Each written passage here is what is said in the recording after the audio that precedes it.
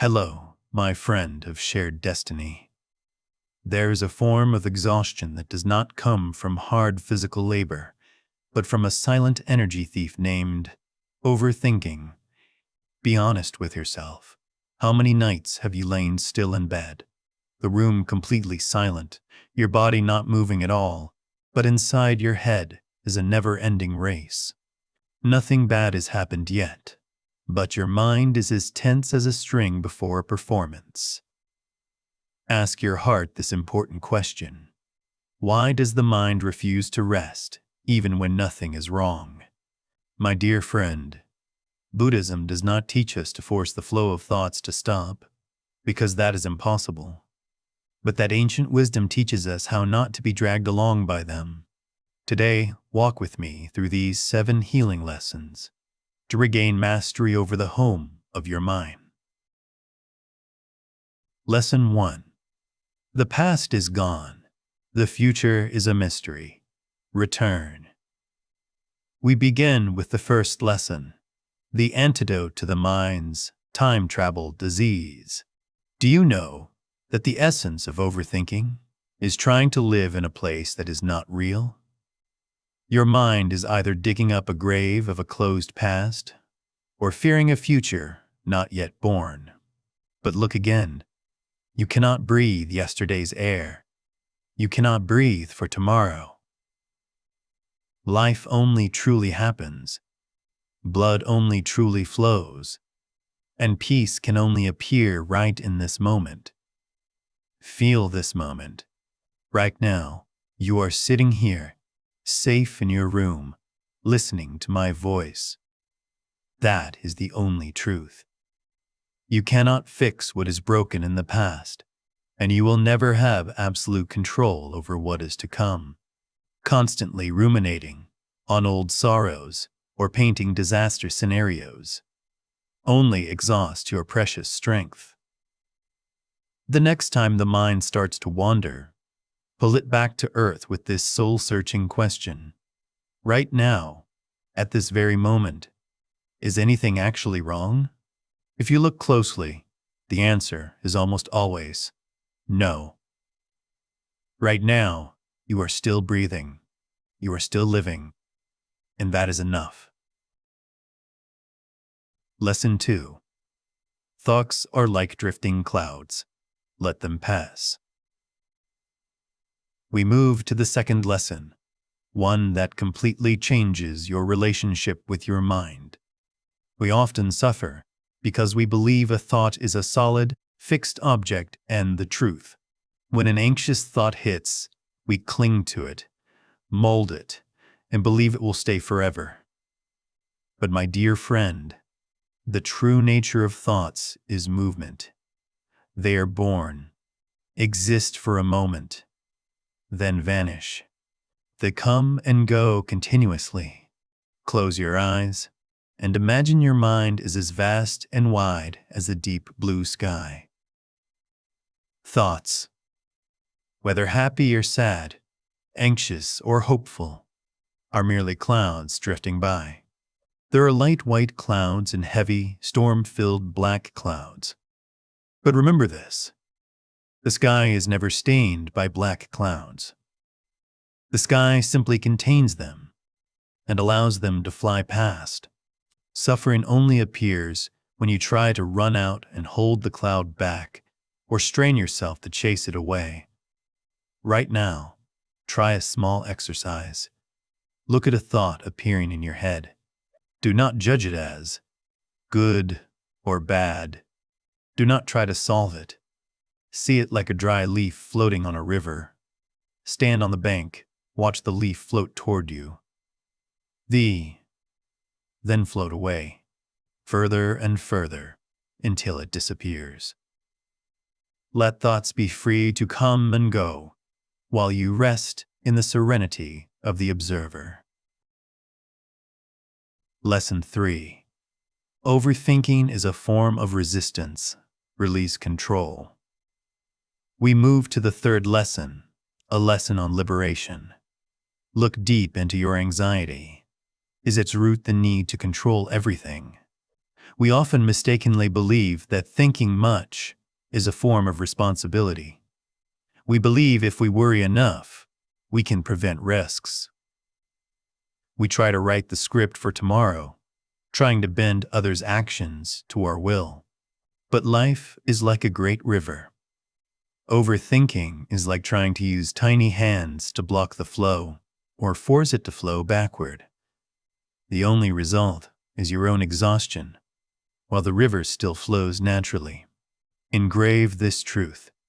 Suffering does not come from circumstances. Suffering comes from your resistance to circumstances. When you try to control the uncontrollable, you create a hell in your mind. The next time a problem keeps you awake, stop and ask yourself this powerful question. Is this within my control? If the answer is no, such as the weather, the past, or the thoughts of others, then please take a deep breath and release your clenched hands. Let life manage its own business. Peace does not come from controlling everything, but from trusting and relaxing into the flow. Lesson 4. Anchor the mind in the breath. Calm the mind gently. We come to the fourth lesson, a simple but most miraculous tool to save you from the storm of thoughts. Anchor the mind in the breath. My dear friend, when the mind is like a boat tossing in the stormy sea of anxiety, you need an anchor to hold you back. And the sturdiest anchor is always available inside you, the breath. You cannot breathe for yesterday, nor for tomorrow. The breath is always absolutely loyal to the present. Therefore, when you focus on the breath, you automatically cut the link to endless speculation. Right now, wherever you are sitting, practice a mindful breath with me. Inhale deeply. Seal the air fill your chest. Pause for a second. And now, exhale very slowly. Seal very long.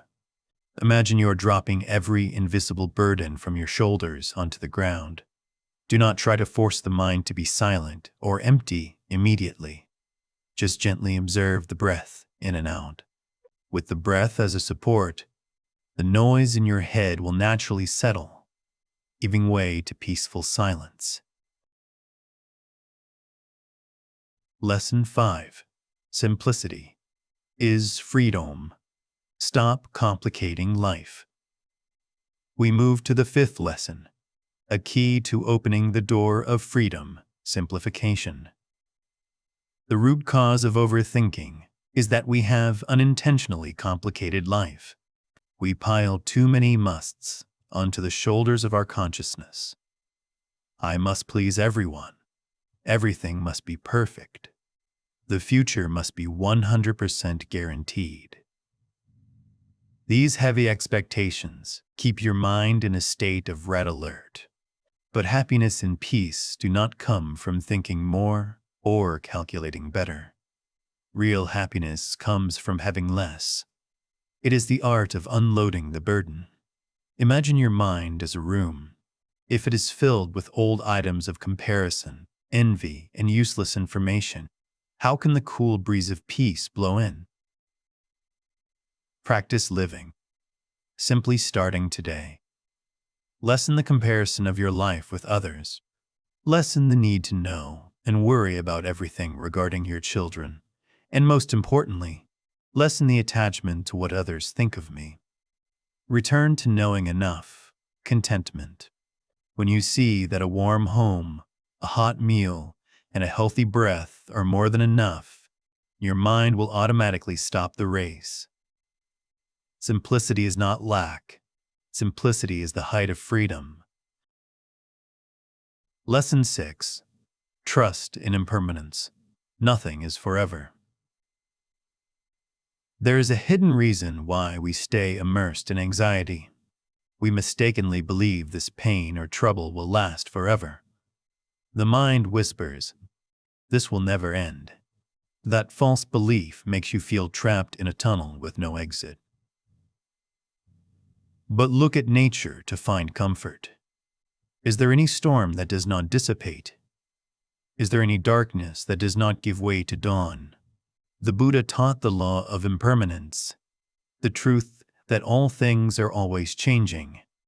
The miraculous truth is, anxiety is also impermanent. The feeling of insecurity in your heart right now also had a day of birth and will surely have a day of fading. It is like a strange guest visiting, then leaving again. When you truly understand that this too shall pass, you will no longer strain to fight anxiety. You only need to stand still, breathe, and trust in the flow of life. Quiet hope always lies behind every cloud. Relax and let everything flow according to nature. Lesson 7. Stop identifying with thoughts. Rest in awareness. We reach the final and deepest lesson to end the mind's torment. Stop identifying yourself with lines of thought. My dear friend, the greatest suffering is not having too many thoughts, but believing, I am those thoughts. When an anxious thought appears, you immediately grab it and say, I am worried. You unintentionally lock yourself in a cage of your own making. Stop for a beat and ask this key question. If I can see this thought, who is seeing it? The moment you ask this, the cage opens. You realize a miraculous truth. You are the silent awareness watching the thoughts pass by. You are not the thoughts. Right now, try a small shift in your inner language. Instead of saying, I am thinking, gently whisper to yourself, thinking is happening. It is like sitting in a movie theater. You sit still in your chair, watching the images of joy and sorrow flicker on the screen. You know the movie is playing, but you are not the character crying or laughing there. Thoughts may come, storms of the heart may rise, but you no longer live inside them. You are the vast stillness that contains it all. That is true freedom that no anxiety can touch. The journey through 7 lessons has closed, but your journey of awakening is just begun. I want to say that you do not need the pressure of remembering everything we shared. The effort to must remember is also a form of overthinking. Just keep one anchor in your heart. Peace is always present, right in your current breath. Remember, an anxious mind is not an enemy to be defeated. You do not need to fight thoughts. You only need to recognize them, smile at them, and choose not to follow them anymore. May you always be steady and at ease on the path ahead. Stay present. Stay gentle. Stay free. Wishing you peace in body and mind. Goodbye, and see you again.